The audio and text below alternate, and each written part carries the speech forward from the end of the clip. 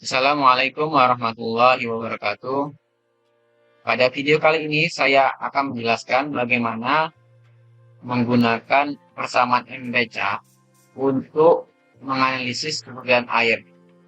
Pada video kali ini, bahan yang akan kita bahas adalah mengenai kolong. Jadi kolong itu sendiri adalah salah satu tampungan air yang mungkin penyebutannya hanya ada di Kepulauan Bangka Belitung. Kolong ini sendiri biasanya berbentuk atau sama dengan bentuknya seperti waduk, embung, situ, dan lain-lain. Aliran yang masuk dalam air kolong itu sendiri berasal dari sumber air hujan. Maka persamaan MBCA ini sendiri sangat cocok untuk menganalisis ketersediaan air kolong.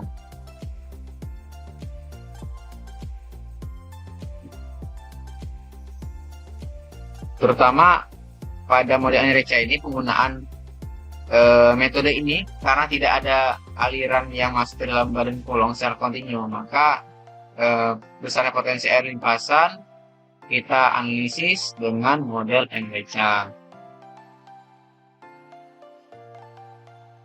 Oke, ini konsepnya. Mungkin teman-teman sudah banyak tahu dan begitu paham, jadi tidak dijelaskan dalam video kali ini. Nah, parameter data yang digunakan untuk menganalisis model MBCA adalah sebagai berikut. Pertama, data curah hujan, rata-rata hujan tahunan. Ini dianalisis berdasarkan data curah hujan tadi. Lalu data luas catchment area atau luas data tangkapan kolong bisa teman-teman ambil di lapangan atau melihat data citra satelit atau elevation model atau DEM. Lalu luas permukaan kolong bisa diambil di lapangan. Lalu data etanol atau evapotranspirasi, di mana teman-teman harus menganalisis ini.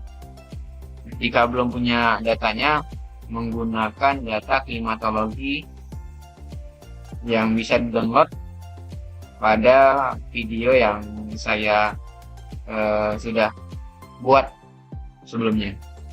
Lalu tampungan kelangsungan tanah awal atau IMS ini bisa diambil dari perbandingan volume air dengan luasan catchment, tampungan air tanah awal atau IGWS, karakteristik tanah permukaan, dan juga karakteristik lapisan tanah dalam. Seperti itu. Jadi ada beberapa parameter yang teman-teman butuhkan untuk menganalisis ataupun menggunakan model MBCA ini untuk menganalisis ketersediaan air pada suatu sumber air permukaan. Nah, langkah perhitungannya di sini saya akan bagikan file ini untuk membuat satu format di Excel. Ini adalah langkah-langkahnya. Nanti saya akan jelaskan masuk ke aplikasi Excel-nya. Nanti akan saya bagikan ataupun saya tuliskan di kolom keterangan mengenai rumus-rumus dan juga persamaan yang dipakai. Jadi teman-teman bisa copy persamaannya ataupun tinggal konekkan ke aplikasi Excel teman-teman masing-masing di rumah. Oke. Nanti kita juga akan dibantu dengan solver. Solver ini bisa dimunculkan pada video saya sebelumnya. Sudah saya jelaskan bagaimana memunculkan solver di Microsoft Excel, karena biasanya Microsoft Excel bawaan itu tidak langsung memunculkan tools dari solver. Oke. Oke, langsung saya ke Excel dan juga sumber yang kita gunakan. Jadi sumber dari persamaan MBCA ini menggunakan buku dari Bapak Fadila Sabri yang berjudul Pengelolaan Sumber Daya Kolong yang diterbitkan oleh Citra Books tahun 2015. teman-teman bisa coba cari nanti, ataupun silakan dibeli kalau masih ada. Di sini sudah saya buat ya format sesuai dengan langkah-langkah yang akan saya tuliskan di kolom keterangan dalam video ini. Ini ya langkah-langkahnya, sudah menyesuaikan langkah-langkah yang saya telah buat. Ini pada sheet sebelumnya di Excel ini saya sudah langsung saya buat beberapa data yang dibutuhkan. Antara tadi seperti curah hujan, nantinya juga curah hujan ini nanti kita analisis untuk mendapatkan data tahunan, curah hujan tahunan, dan seterusnya. Ini mohon maaf, kita bisa bandingkan ya. Curah hujan, data hujan tahunan, catchment area. Lalu ini yang saya bilang tadi, ada data klimatologi yang teman-teman bisa kembali download ya di data online BMKG. Videonya sudah saya buat bagaimana cara mendapatkan data ini, data temperatur, kecepatan angin, kelembapan relatif, lama sinar matahari. Nah, ini bisa di-download di data online BMKG. Nantinya data-data klimatologi ini akan teman-teman gunakan untuk menghitung data evapor konspirasi. Nah, biasanya saya langsung menggunakan aplikasi Cropot ya. Di sini langsung muncul. Nah, ketika kita copy dari data yang kita download tadi, data klimatologi yang kita download tadi, maka otomatis akan munculkan data etanol. Di Cropot sendiri butuh temperatur rata-rata, humidity ini adalah lama penyinaran matahari, ada kecepatan angin. Oh ini maaf, humidity ini kelembapan, kecepatan angin, penyinaran matahari. Nah ini keluar otomatis akan keluar dari aplikasi Cropot, hingga kita akan bisa melakukan rekapitulasi data evapotranspirasi. Lanjut ke evapotranspirasi. Ini juga beberapa data diambil dari data klimatologi dari data online.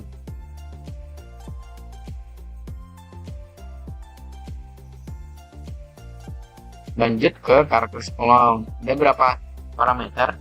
Ya kalau di sini di dalam perhitungan kali ini saya menggunakan data ataupun akan menganalisis perhitungan NDCA untuk kolom IPL. Sini ada luas catchment area, luas permukaan, volume air yang didapatkan melalui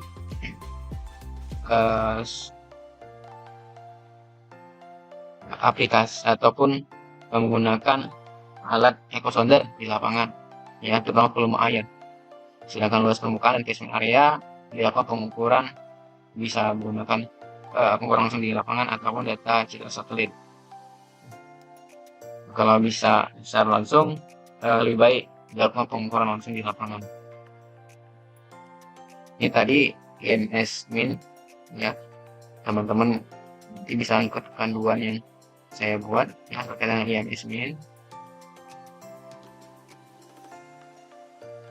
Ya, IMS min ini itu adalah data volume air dibagi dengan luasan air peluang. Volume air tampungan yang tadi. Ya, teman-teman bisa gunakan ini bukan hanya untuk kolom, tapi bisa buat embung ataupun situ dan lain-lain. Dan seterusnya. Oh iya, nanti kalau tidak ada hambatan saya akan share Excel ini. Jadi teman-teman bisa download secara gratis. Ya. Nah, lanjut ke perhitungan NDCA. Jadi di sini sudah saya buat ya, kembali lagi saya sudah buat formatnya, lalu saya buat mengikuti panduan yang ada ya, dan juga pastinya butuh penyusunan dari teori yang digunakan. Nah, ini ada rumus-rumus dasar dalam membuat format Excel ini. Jadi di sini kita buat nama bulan dan juga jumlah hari dalam sebulan, lalu data hujan ya, ada PET di sini penguapan potensial, ya, didapatkan dari etanol. Etanol itu teman-teman bisa lihat ya, B58.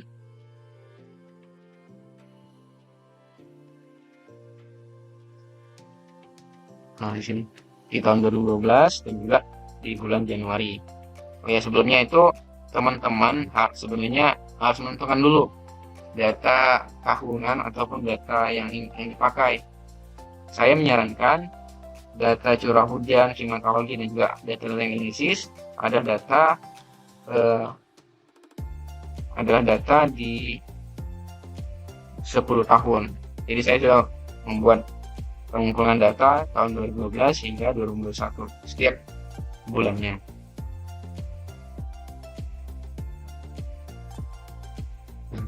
Ini adalah hasil dari transfer. Kau transpirasi, saya buat transfer ini agar mudah untuk dibuat ngelink ke sheet neraca ini. Lalu ada tampungan pelunasan tanah awal ya.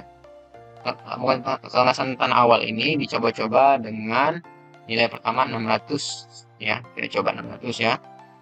Kita buat 600 sekarang di sini. Hasil optimasi akan berubah ya. Kita buat langsung di hasil optimasi 600. Lalu nantinya optimasi yang dilakukan ya, kita akan mencari nilai di bawah 200 mm nantinya pada bulan bulan Desember. Jadi kita akhirnya akan mengecek ya, karena dia optimasi ataupun coba-coba pengulangan terus-menerus ya, maka langkah terakhir akan kita cek hasil hitungan kita, apakah data Januari ini ya dengan Desember akhir pada tahun perhitungan ya, artinya 10 tahun ke depan di bulan Desembernya, apakah punya selisih lebih dari 200 mm. Jika lebih, maka harus diulangi. Makanya ada solver tadi yang akan membantu kita. Yang lanjut, kita sudah buat 600. Lalu tampungan lunasan awal WI, ini ada W0 dibagi dengan nominal. Nominal itu sendiri adalah 100 ditambah dengan pengali 0,2 dikali dengan hujan ya, hujan tahunan. Lalu rasio DRB dibagi dengan PET, RB dibagi PET, rasio AET dibagi dengan PET. Nah teman-teman, ini saya ringkas saja ya, tidak menjelaskan apa itu AET, RB, PET lagi. Nanti kalau ada waktu saya akan sedikit menjelaskan ya dalam video berikutnya apa itu PET, AET. Namun teman-teman bisa coba pelajari dari modul buku berkaitan dengan analisis hidrologi. Lalu ke AET. AET sendiri adalah AET itu adalah mengalami AET dibagi PET dikali PET dikali dengan koefisien reduksi. Koefisien reduksinya di sini kita buat dengan 0,9. Nah, intinya bisa dilihat di tabel 331 pada buku pengolahan sepertinya kolom. Saya buat 0,9 di sini. Lalu neraca air. Neraca air itu pengurangan dari curah hujan dikurang dengan AET.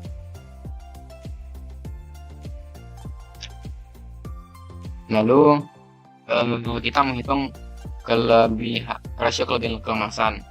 Nah di sini jika dilihat dari slide langkah-langkah yang saya buat atau di dalam penjelasan video ini sudah saya buat hitungannya, dimana ini sebenarnya diambil dari grafik, namun kita bisa mudahkan dengan persamaan yang sudah saya buat di dalam Excel ini. Lalu kelebihan kemasan adalah pengali antara neraca air dikali dengan rasio kelebihan kemasan.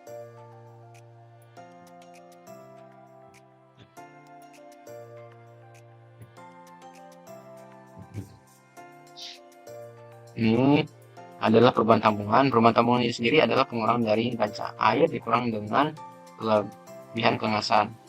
Tampungan air tanah ya, adalah pengalih antara P1 dan dikali dengan kelebihan kemasan. P1 di sini teman-teman bisa baca bahwa nilainya berkisar 0,1 hingga 0,5 tergantung pada sifat lulus air tanah. Jadi di sini di lokasi kita bisa melihat kolom air PL ini sendiri bersifat lulus kedap air. Maka saya buat P1 dengan nilai 0,1 ya. Dia langsung bisa dikali dengan kelebihan kemasan. Lalu tampungan air tanah awal dibuat di 2 ya, karena ini coba-coba 2. Lalu tampungan air tanah akhir itu adalah jumlahan dari tampungan air tanah ditambah dengan tampungan air tanah awal. Lanjut ke aliran air tanah. Aliran air tanah di sini adalah P2 dikali dengan tampungan air tanah akhir. P2 sendiri sama seperti parameter P1 tadi ya. Tapi untuk lapisan tanah dalam, kalau P1 tadi lapisan tanah permukaan ya, tanah permukaan. Kalau lapisan tanah dalam kalau P2 itu adalah lapisan tanah dalam. Kita masukkan di sini 0,5 ya. Saya buat di kolom optimasi ini 0,5 sendiri karena sumber air yang ada ya bersifat lulus air, atau lapisan tanah dalam di kolom air PL bersifat lulus air. Teman-teman bisa cek di lapangan. Lalu aliran air tanah atau direct runoff. Ini teman-teman bisa lihat rumusnya, yaitu pengalih antara karakteristik lapisan tanah dalam dikali dengan tampungan air tanah akhir tadi ya. Lalu lapisan langsung ini pengurang antara kelebihan kemasan dikurang tampungan air tanah. Lapisan total adalah penjumlahan dari aliran air tanah dengan limpasan langsung. Ini adalah pengubah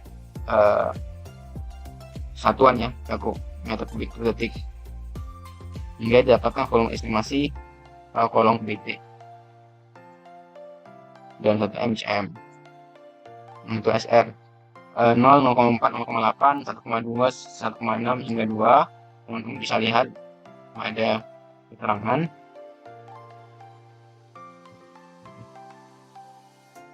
Di sini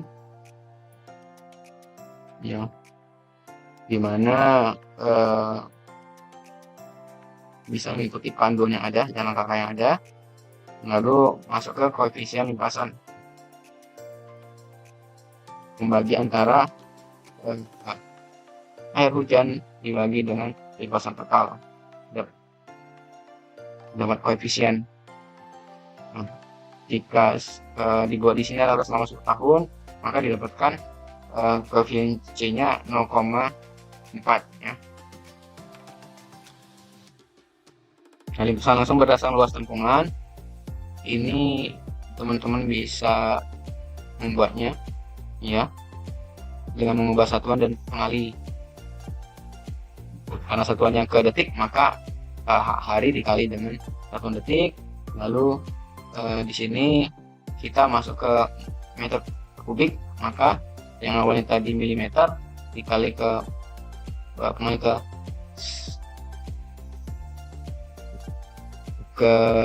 yang dijadikan ke hektar ke meter dan dikalikan dengan curah hujan hingga dapatkan limpasan luas tampungan ya, selama bulan Januari hingga Desember. Lalu total limpasan dan pengalihan penjumlahan antara limpasan total dengan limpasan langsung berdasarkan luas tampungan. Nah, rata-rata limpasan kita bisa dapatkan dan rata-rata limpasan akhir dan liter per detik bisa kita dapatkan. Oke, ini adalah format awal karena kita akan masuk ke langkah berikutnya, yaitu kita coba untuk optimasi.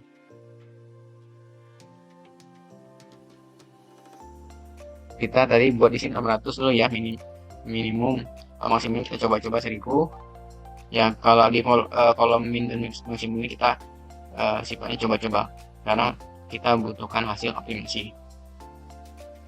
2 bisa pilih 2 dan juga maksimum bisa 10. Kita coba di sini ya. Di sini hasilnya minus 278,429. Langsung oke ya, karena saya sudah membuat rumus bahwa jika perbedaan antara nilai tanggungan pelunasan tanah awal final Januari tahun 2012 dengan Desember 2021 itu lebih ataupun kurang lebih dari 200 mm termasuk satuan minus, maka oke. Jika tidak lebih dari ataupun lebih dari 200 maka salah. Jadi karena dia kurang dari 200 maka di sini statusnya oke. Tapi ya, kita akan coba menggunakan solver ya. Karena ini akan bisa berubah. Kita coba untuk solver ya. Ini sudah sesuai ya, kita coba cek M4 itu dari bawah juga M4 0. Ini sudah saya sesuaikan ya. Kita coba ya G5 dengan K5. G5 ini tadi adalah G5 IMS awal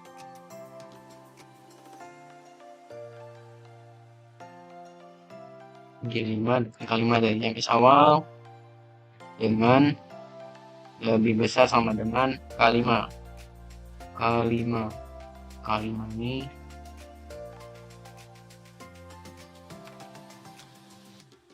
ya, kita coba tadi ya 600 ya, kita coba aja langsung ya. Ini teman-teman bisa pause video ini untuk mengikuti subject to the constraints yang ada pada parametersnya pada tampilan video ini. Oke, kita coba.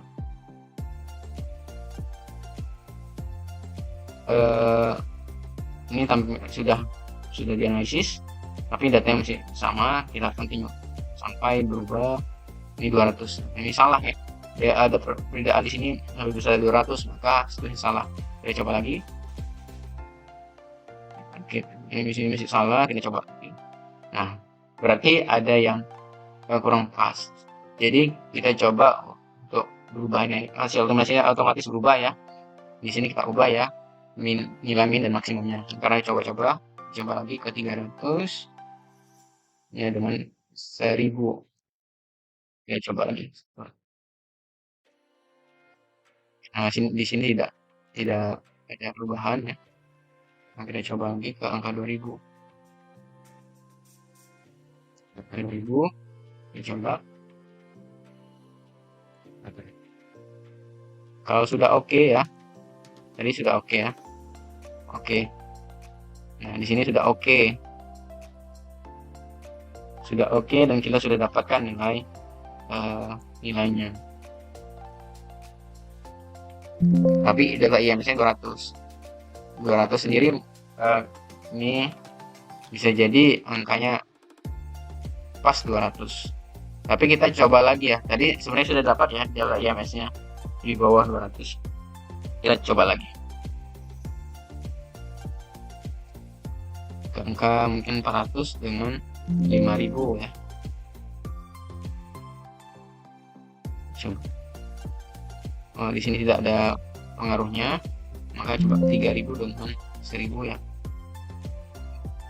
Sorry sudah kita coba tadi ya, bisa 300 dengan 3000.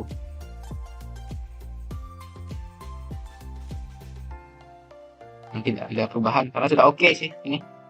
Jadi teman-teman bisa selanjutnya bisa merekapitulasi dari hitungan NDCA. Nah, jadi di sini kita bisa melihat kalau di sini kan ada beberapa formatnya. Saya gunakan meter kubik per detik ya. Jadi saya melakukan rekapitulasi di tahun 2012 hingga 2021. Maka didapatkan rata-rata aliran maksimum 0,036. Ini di bulan Desember ya. Ini juga bisa kita lihat nantinya perbandingan bulan Desembernya apakah curah hujannya tinggi atau tidak ya. Dan minimum itu di angka 0,05 di bulan Agustus.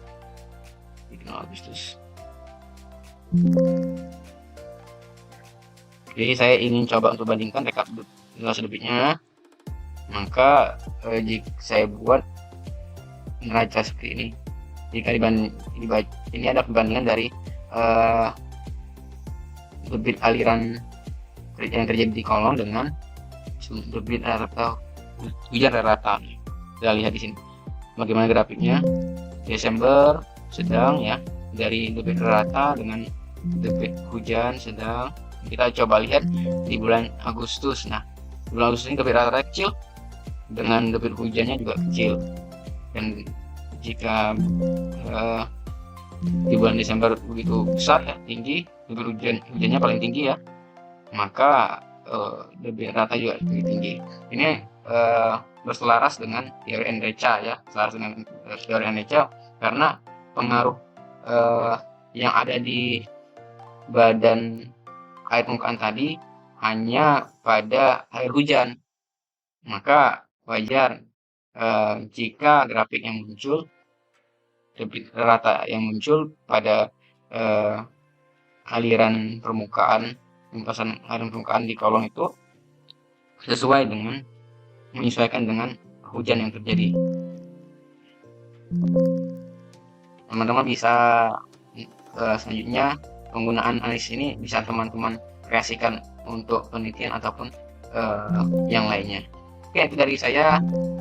Nanti jika ada beberapa pertanyaan silahkan disampaikan di kolom komentar, dan mohon maaf apabila ada beberapa pertanyaan dari teman-teman semuanya belum bisa saya jawab secara langsung. Namun jika ada waktu saya akan membuat video yang menjawab pertanyaan dari teman-teman.